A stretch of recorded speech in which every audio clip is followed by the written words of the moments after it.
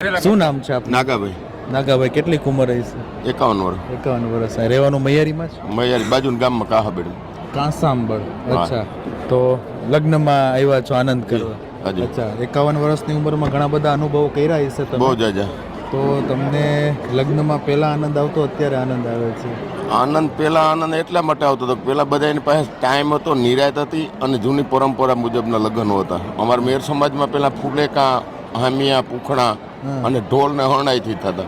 ખોટા ખર્ચા કંઈ હતા નહીં, આ વિડિયા ફોટા કંઈ હતા નહીં. સાદાઈથી આનંદ કરવા માટેના લગ્ન હતા. અટાણે ફરજના ભાગરૂપે લગ્નો થાય ને ફરજના ભાગરૂપે લોકો આવે. અત્યારે લગ્ન એક દિના થઈ ગયા. અમારા પેલા સમાજમાં 4-4, 5-5 દિનના લગ્ન હતા. અચ્છા, અત્યારે એટલી ફેરફાર થયો છે એમ. તો આ માણસની અંદર તમે આવડું મોટું પરિવર્તન જોયું કે ભાઈ પહેલા 4-5 દિવસના લગ્ન થતા, અત્યારે એક દિવસમાં બધું હંકેલાઈ જાય છે. આ બધા ફેરફાર પાછળનું કારણ તમે શું માનો છો? સગવડ અત્યારે એટલે જે તે ટાઈમે તો જાનું ગાડામાં જતી, ઘોડા લઈને લગ્ન કરવા આવતા, માણસ હાલે ના આવતા. અટાણે તો બધા પાસે વાહનની વ્યવસ્થા છે. કલાક એકમાં લગ્ન કરી, હાજરી પુરાવી, ચાંદલો કરીને જમીન નીકળી જાય.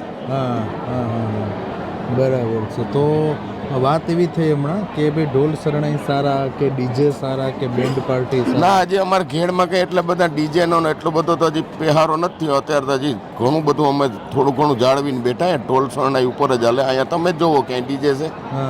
બરાબર છે. અહીંયા રે એટલું તો રાખ્યું બધા આ વડીલો એને ભેગા થઈને. સરસ. તમે પણ ખેતી કરો છો? હા, ખેતી આધારિત જ છે. તો તમે ઘેડમાં આટલા વર્ષોથી રહ્યો છો. જી. ઘેડ વિશે તમારો અનુભવ અને તમારી આખી જિંદગી તમે ઘેડમાં કાઢી નાખી એવું કહે તો? અમારે તો આવતો જન્મ એમ જ માગીએ પણ ઘેડમાં જ થાય. ઘેડની એવી મજા કેવી છે? ઘેડની મજા એવી છે કે તમે અહીંયા ક્યાંથી આવો? તમે? અમે રાજકોટથી. તો તમે એક તો માણસ વાલું લાગે અમારા ઘેડમાં. માણસનો આવકારો સારો, રોટલા ખવડાવે, ચા પીએ, પીવડાવે, જે ટાઈમ હોય એ ટાઈમ સાચવી દે. બહુ રૂપિયાને બત નથી ભર્યા ઘેડી. માણસ સારું થઈને મરે એવું. તો સિટીમાં એવું કંઈ જોવા? ના, કાંઈ નહીં રે. અમારના 8-8 દી રોકાઈને જાય ભાઈ, એને ઘરે જાય તો 1 કલાકનો ટાઈમ નો એની ભાઈ. તો અમે પાછું યાદ ન રાખીએ, પાછા આવે તો 8 દી અમે રોકીએ. સરસ. વાહ. તમે ટૂંકમાં આગતા સ્વાગતા કરો. અમારા ઘેડની આખા ઘેડની પરંપરા. વાહ, સરસ. આ ઘેડની પરંપરા વિશે વાત કરી. તો તમે તો સિટીમાં પણ ઘણા ફર્યા? હા, બધે જઈને આવ્યા મોટા સિટીમાં? બધે મોટું સિટી એકી બાકી નથી. મુંબઈ, અમદાવાદ, કલકત્તા, દિલ્હી, કોલ્હાપુર, ચેન્નાઈ જઈને? હા જી. સરસ. ફરવા માટે? અચ્છા, તો પ્લેનમાં બેઠા જશો ને તમે? ના, પ્લેનમાં નથી બેઠા. ટ્રેનમાં. બાકી કારમાં. અચ્છા. હા, તો તમે એવડા મોટા સિટીમાં ગયા, તમે એ સિટી જોયું, છતાં પણ તમને એવું લાગે છે કે આ ઘેડ તમને વધારે આનંદવાળું લાગે છે? યસ, 100%. ભણેલા છો તમે? જી. કેટલું? ગ્રેજ્યુએટ. અચ્છા, ગ્રેજ્યુએટ. વાહ, સરસ. શું BA કર્યું કે બીકોમ? બીકોમ. ક્યાંથી કર્યું? Kutiyana. Sharman Munja arts and commerce. હા, SM જાડેજા આર્ટ્સ કોલેજ છે. તો SM જાડેજા આર્ટ્સ કોલેજ છે, એમનું નામ છે કે શરમણભાઈ મુંજા જાડેજા. તો શરમણભાઈ મુંજાભાઈ જાડેજા, તો ઘેડમાં એને કોણ ન ઓળખે? તો કદાચ તમે એને જોયા છે ખરા ક્યારે? હાજી, અમારા જમાઈ જ થતા, અમારા ગામના જ, અમારા ફુવા જ થતા, અમારા જ ગામના. સંતોષબેન તમારા? અમારા ગામના, અમે એ જ પરિવારમાં. તમે પણ એમના જ દીકરા અત્યારે 3જી ટર્મથી અહીંયા ચાલુ ધારાસભ્ય છે કાંદલ. તો શરમણભાઈ મુંજાભાઈ વિશે શું કહેવાય?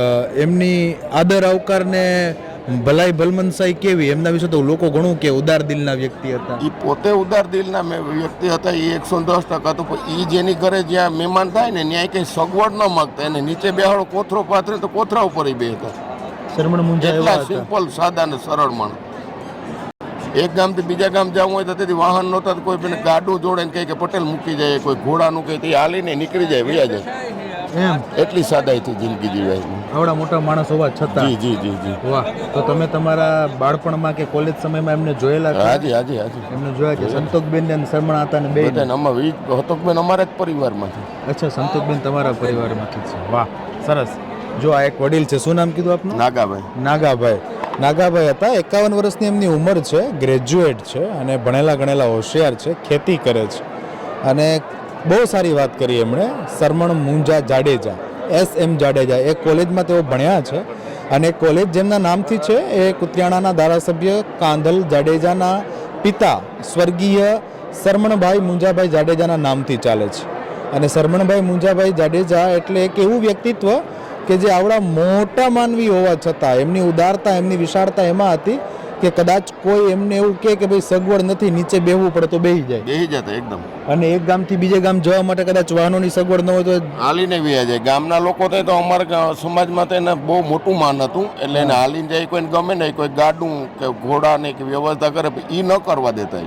હા, પોતે કોઈને અગવડમાં કોઈ માણસને ભીડમાં ન નાખે, પોતે પોતાને સગવડ નીકળી જતા. વાહ, સરસ.